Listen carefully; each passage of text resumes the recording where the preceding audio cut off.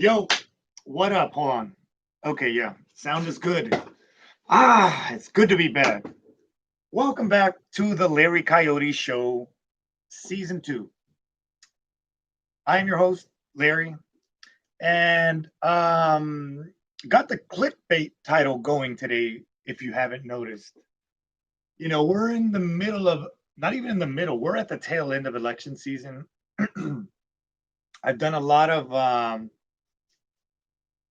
meme research, social media research, anything that doesn't involve reading. And I think I got enough to really wrap my hands around this election process and tell you who I think is going to win. Actually, I'll go a step further. I'm picking the winner. And it's not based on preference. I'm trying to be as objective as possible.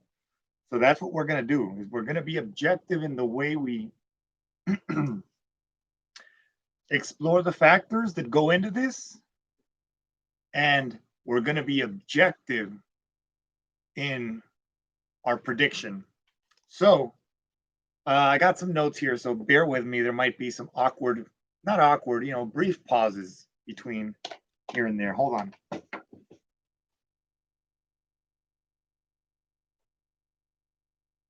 Okay. I left the office door open and I heard somebody walking by, and I got really suspicious and paranoid, so I had to go take a look.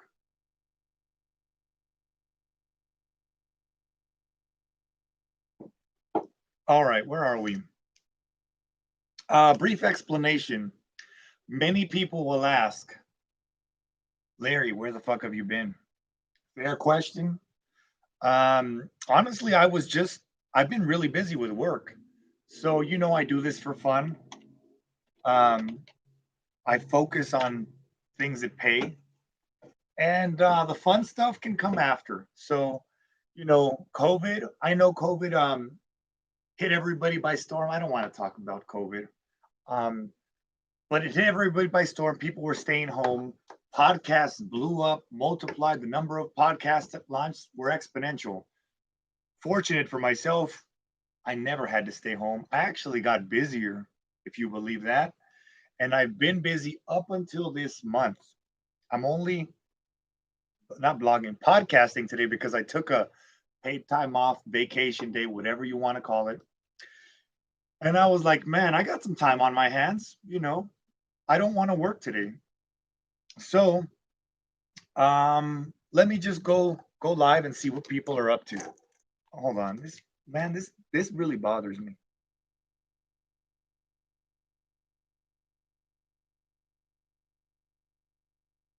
And I only notice it when I do this.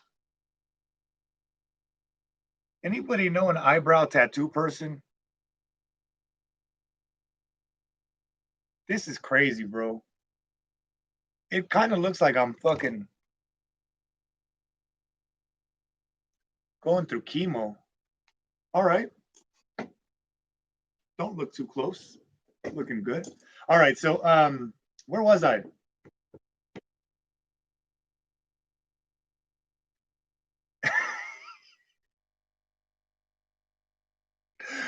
Oh fuck, Arthur Dog trolling early.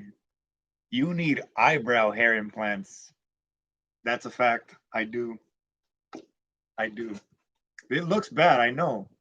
Um, no, I can do the male Sharpie eyebrows, homie. I'm okay.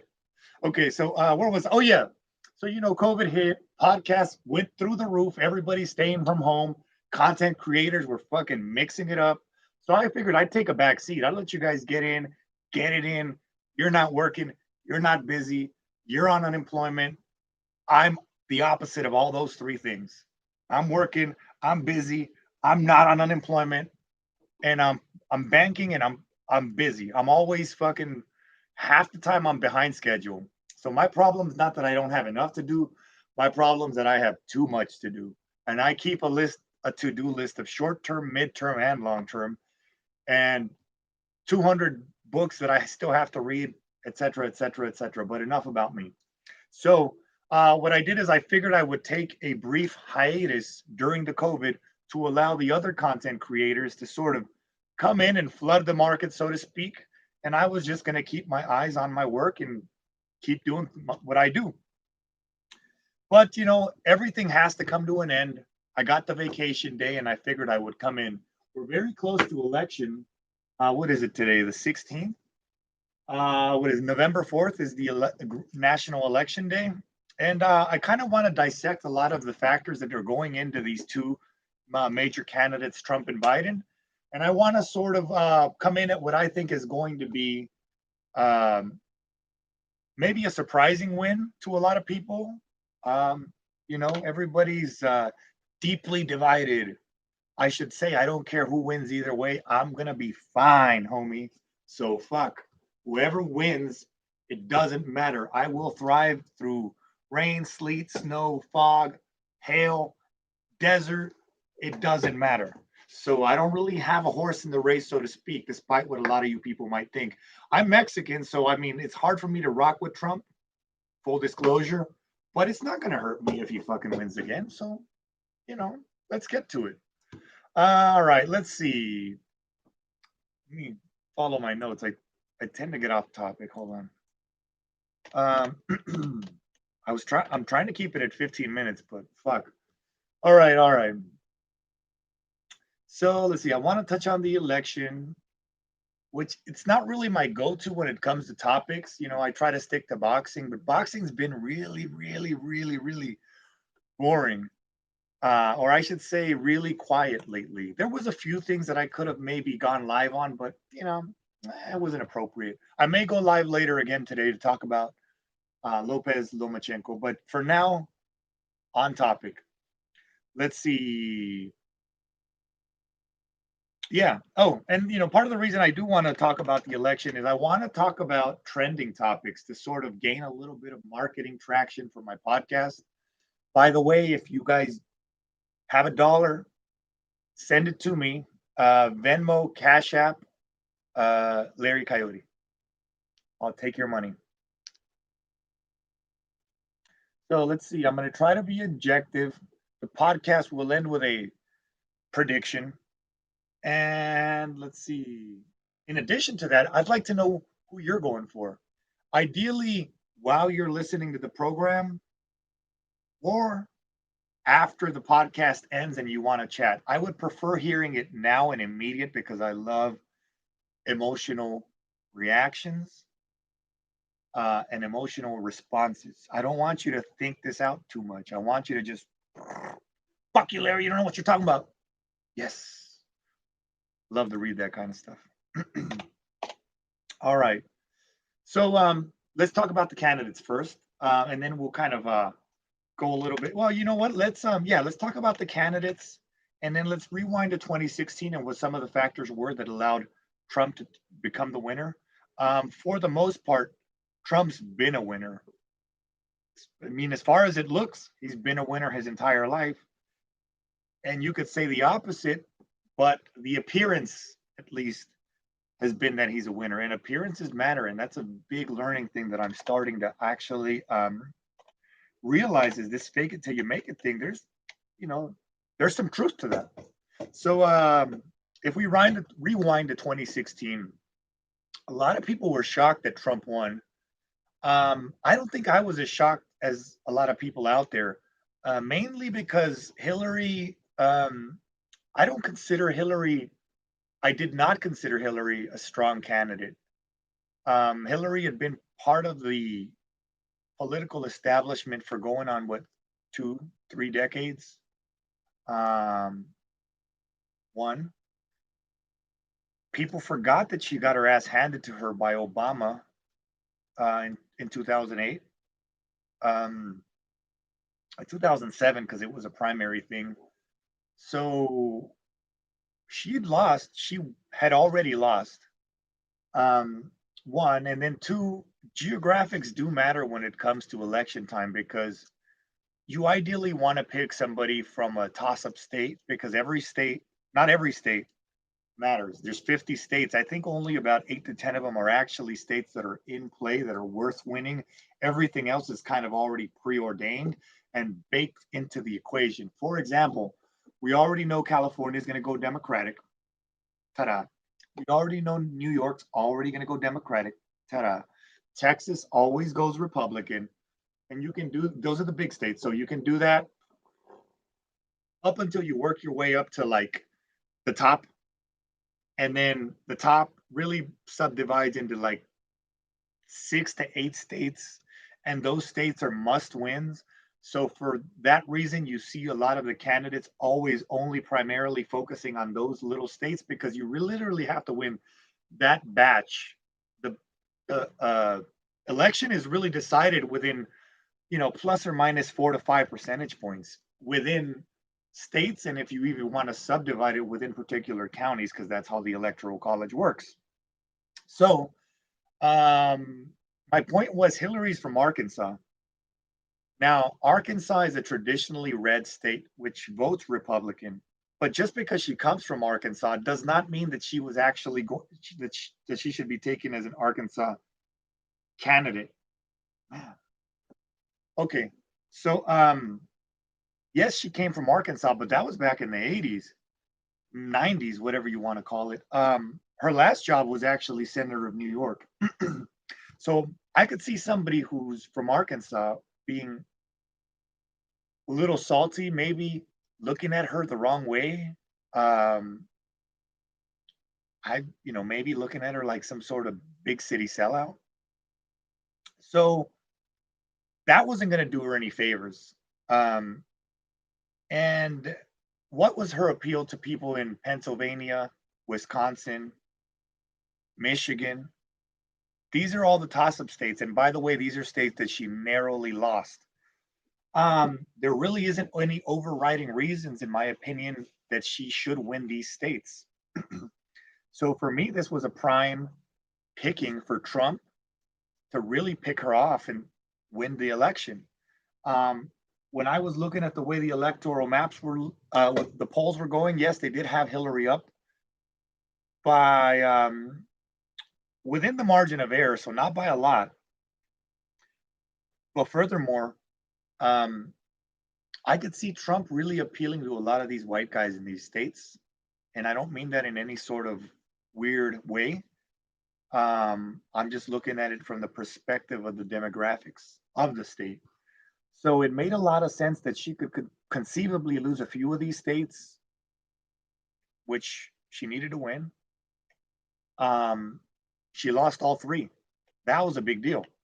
Florida, as you know, is a big must win. So if you win Florida, you could lose a lot of these other little states because Florida typically is the deciding factor within a presidential race, as you know, and you always hear it every year. And that's why a lot of people spend a lot of time and money in Florida because it's the one big state, New York, Texas, California. Florida is the one big state that actually goes way or the other. So um, Florida is a must win for a lot of people. Unfortunately, Hillary lost a lot of these states like Pennsylvania, Wisconsin, um, Michigan to Trump because there was no reason for people in those states to vote for her, right? I mean, she senator from New York, originally from Arkansas. I mean, consummate political insider for the last 3 decades. I could see a lot of people kind of looking at her side-eyed, a little wary, maybe not too enthusiastic. All of a sudden, you get the new kid in town, Trump. Hey, man, he looks like a shining star. He's been a winner, billionaire, been around his whole life. Um, projects a good aura of success. And for that reason, I wasn't surprised that Hillary lost. Okay, so where are we? So even though Trump won, he did lose the popular vote. So that means he barely won. Okay. Now let's fast forward to 2020. If Trump barely won in 2016 to a lady against a lady from Arkansas, then that means he has to win every single vote in 2020, except he's not running against a lady from Arkansas. He's running against a guy from Pennsylvania, which is one of those states that Hillary lost, right? So that means that Trump would need to retain every single vote from 2016, and then conceivably he's losing ground to people to Biden in 2020, which to counter that, he has to actually grow the number of votes or voters that are going for him. Now, think in your mind, do you think Trump has expanded the voting class going from him in the last 4 years? That's a serious question. Because he needs to retain every single vote. I don't know. I'm erring on the side of no. There's a lot of advantages that Trump has in the sense that he has them probably, not even arguably, easily has way more enthusiasm than Biden. He has the economy as a strength. We can talk about some of the weaknesses. COVID actually is one of the larger weaknesses. And in this instance, I kind of give him a pass. I'm a young guy. COVID to me hasn't been a big deal. It hasn't deeply affected me. I actually side with him on a lot of the COVID related things like opening up, letting the economy. I'm really concerned about a lot of these restaurants closing, a lot of these businesses closing, a lot of these people going on unemployment and what the long term consequences of that are going to be. I'm also concerned about the $1 trillion packages that are being used as a bailout. I like the fact that they are going into people's pockets direct. I don't think 1,200 is enough. I don't think we even need them if you just open up the economy. Unfortunately, people are scaredy cats and they want to close things down. There will be no safety.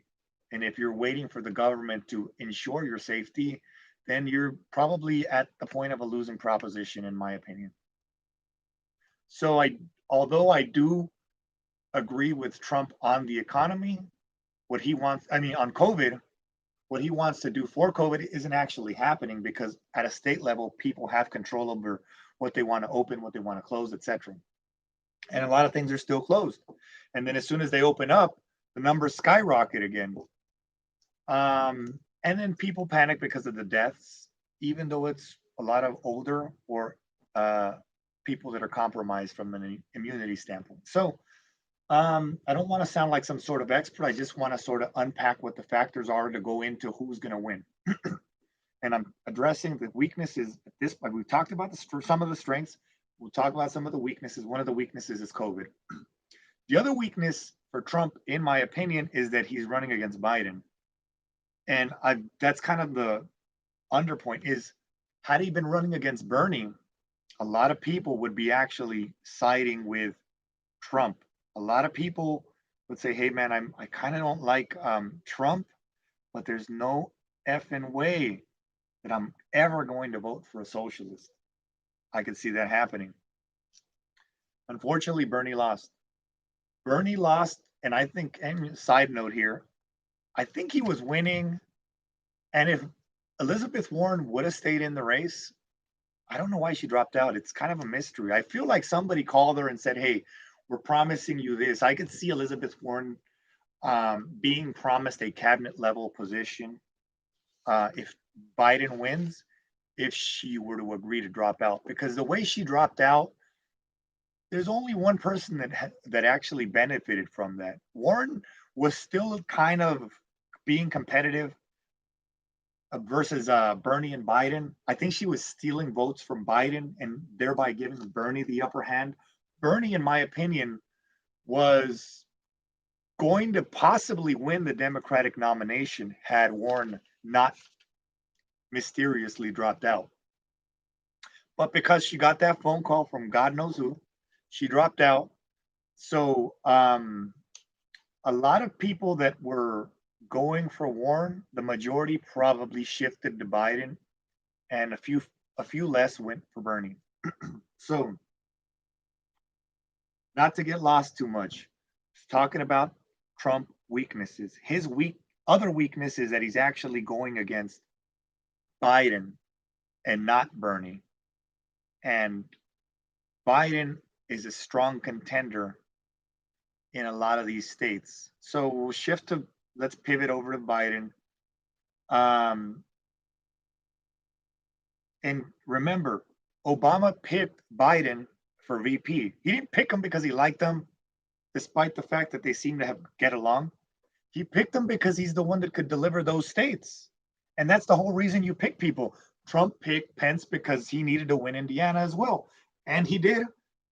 And Pence has been loyal, and he probably passed the loyalty challenge as well. So, because that's very important to Trump. Now, because Biden was picked as the VP, that is a major factor that he can deliver a lot of these, blue collar white male states, which is exactly what Trump needs to win. And he's losing that advantage because he doesn't have Hillary again to run against in 2016. He has Biden. So he's more neck and neck than he was before. Okay, let's see. Bear with me. I'm looking at my notes. Biden's greatest challenge is arguably not Trump. It was getting past Bernie and Warren. Okay, that was a tough one. Somehow he managed to win the nomination. I think I touched on that, despite having the low end enthusiasm within the Democratic Party. So let's see. It strikes me as a little suspicious that Warren dropped out. We touched on that because she was peeling away votes from Biden and giving them the upper hand to Bernie by default. Okay, cool. So far so good. Now Biden's next challenge, and Trump does have the economy. That's his greatest strength. The economy that he inherited from Obama, which was already on an upward trajectory. So Biden, by default, can claim credit to a good economy as well. And then Trump's 20 this year has not gone so well. Even though it's not his fault, you still get blamed for it. I don't want to be like, oh, it's Trump's fault, the economy.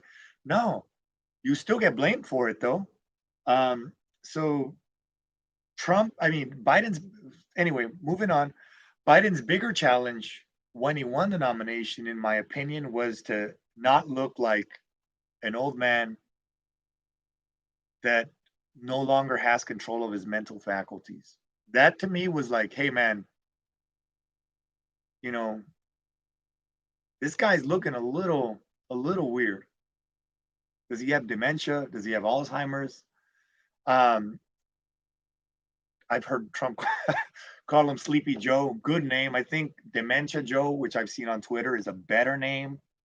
Not making any claims. But his biggest challenge was to remain mentally lucid and not have any serious mental lapses or stumbles. So far, he is not. So we could count that a W for Biden, I guess. He doesn't have Alzheimer's yet. So far, that's been an advantage because had he had any sort of missteps, like serious mental missteps, there's little ones that you can see clips on, but they're not serious and they could be chalked up to, he's pausing. He hasn't had any serious mental missteps.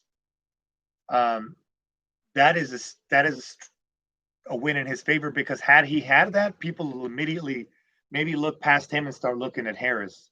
And I don't think Harris is a strong VP contender, by the way. I think she's a strong, intelligent woman, but I don't see her as like appealing. Like, there's no fucking over the top enthusiasm for her. And there's a lot to criticize. So Because he's been able to maintain himself mentally lucid, I think it's allowing him to continue to have the advantage. A disadvantage, and I hate to touch on it, maybe I don't, is I never knew that Biden had such a POS son. I really did not. Um, bro, what the fuck is up with Hunter Biden? I do remember him getting kicked out for smoking. It was cocaine, they said, which coke, or I've heard Trump say he's smoking crack rock. That was bad, but whatever. I thought maybe I don't know. I didn't think he was a real addict. Um, that's a big fucking deal. I mean, it's hard to look past. It really is. And what are we doing here? It's really hard to look past it because some of the things are pretty egregious. Like,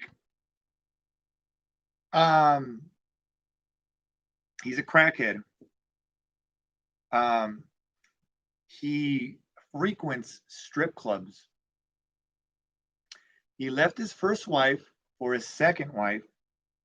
His second wife was the widow of his brother. What? That's some white crackhead shit. I'm not gonna lie, bro. And that's not a big deal unless your dad's running for president. But that is fucking crazy. How do you marry your dead brother's wife? I think I'm gonna get blocked by YouTube for saying this. Oh well. Anyway, if you catch it, you catch it. If you don't, you don't. He's got a baby mama recent that he knocked up and he met her at the strip club. I think he was trying to pay her to not have the kid. She's not stupid. She's gonna have the kid. She needs that paycheck. There's no fucking way that she was not gonna have. Man, she hit the jackpot, bro. She went from fucking stripper to president's. What is that now? Daughter-in-law, like that, and all she had to do was have the kid. So Hunter Biden, oh man, that's cringy.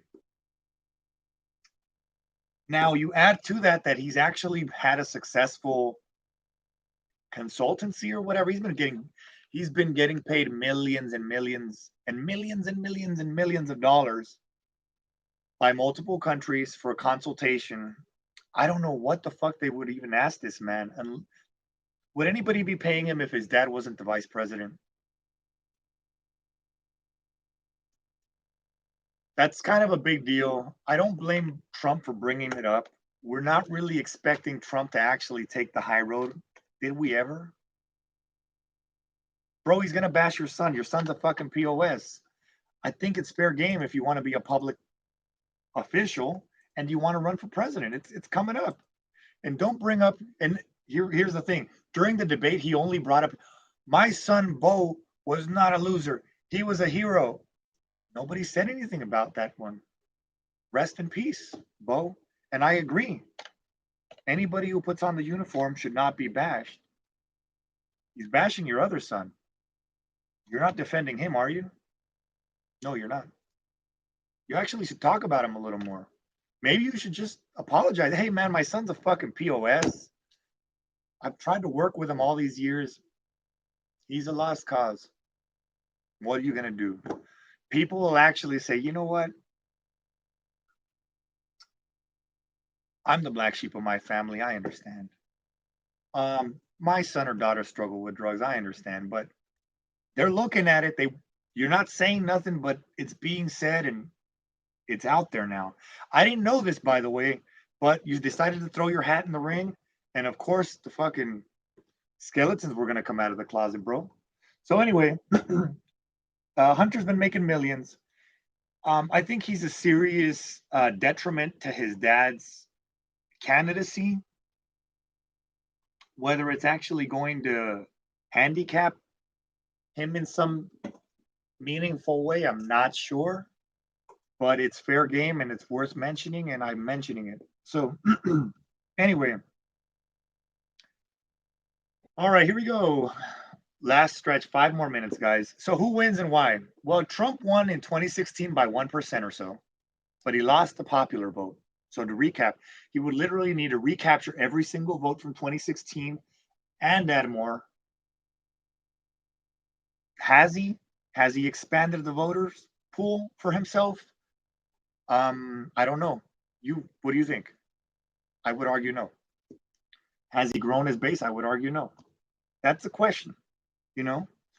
Biden was the Obama vice president, and he was picked so that he could win a lot of those battleground states, which he delivered back to back 2008 and 2012. Was it 8 plus 4? Yeah, 12.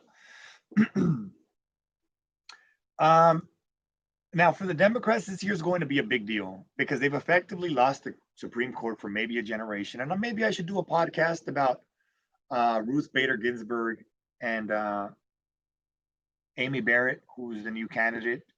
I probably will touch on that. But my point is this: so women and people who support the women's right to choose abortion are probably alarmed about the possibility that it's going to be Roe versus Wade will be struck down. So that will create massive enthusiasm for the Democratic side, whether you know it or not. I'm telling you, whoever didn't vote or just decided to sit it out for whatever reason in 2016, they're going to show up. And remember, um, it's a very thin margin to win this. So that's kind of tilting the odds in the Biden's favor, numerically speaking. And because of that, you're going to see a higher level of enthusiasm because you've already seen it in the way the fundraising has happened. As soon as Trump nominated Amy Barrett for the position, the Democrat donations and fundraising started skyrocketing. The same hasn't happened for the other side. They're locking down the Supreme Court. And honestly, the Democrats don't have anybody to blame but themselves. This is they got played. Honestly, they got outworked and outmaneuvered. And I would blame Obama for probably not pushing harder to get somebody nominated immediately after Antonin Scalia died, because he could have done the exact same thing. He decided not to. And I think part of that was because they thought Hillary was a shoo-in. So anyway, so that's going to drive, the Supreme Court issue is going to drive participation towards the Democratic side. Probably not so much on the Republican side, because people that already voted before on the Republican side, they're already kind of factored into the numbers. So I'm not expecting the Republican side to actually increase or swell. And Trump has alienated so many people on that side that there have been a lot of noteworthy defections from the Republican Party to support Biden. I'll just mention one. John McCain's widow, Cindy McCain, has already come out and voted or announced that she's going to vote for Biden. So I expect that.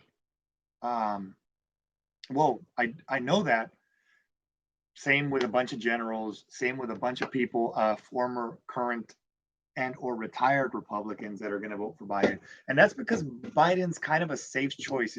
Had it been Bernie, there's no way you'd see that kind of side switching, so to speak. People would hold their nose and vote for Trump. But in this instance, Biden is not like a ideological left-wing extremist. He was the safe choice, and you can see the reason why people are going to go for him. So, in conclusion, because of these reasons, I would say Biden. Now, I will close by saying this, and this might be the most important thing I say. If you have everybody knows somebody who's a crazy Trump supporter. There's a lot of enthusiasm. If you have a friend who supports Trump, has Trump all in his mouth, won't stop talking about him, and won't stop talking about Trump winning again, Bet money. Bet money right away. Stick your hand out immediately. Spit out a number. Say $20, $100, whatever level you're on. $20. This guy is going to instinctively react. Ah, I got you. Do it. Bet him $20, $100, whatever you want to do. As many crazy Trump supporters as you know, bet every single one of them, even if it's just $5. $20 is ideal. Bunch of 20s, or $100 on one or two crazy friends.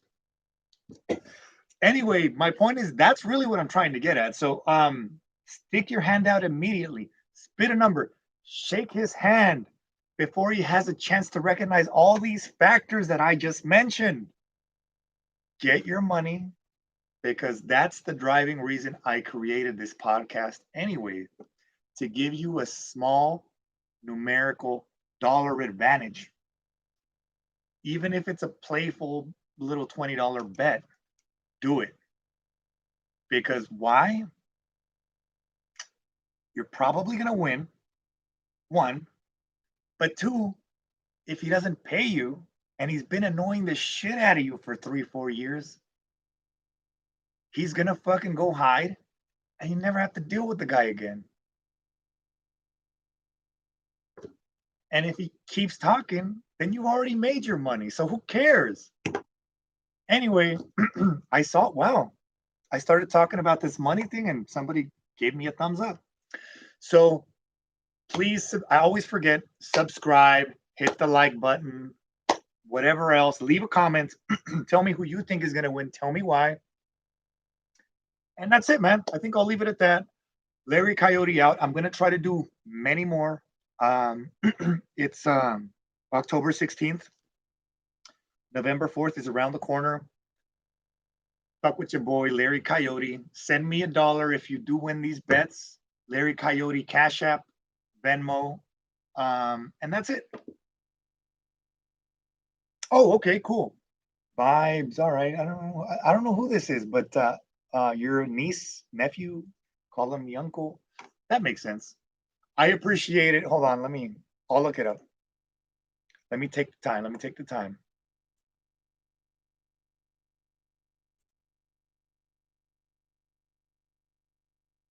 I don't know.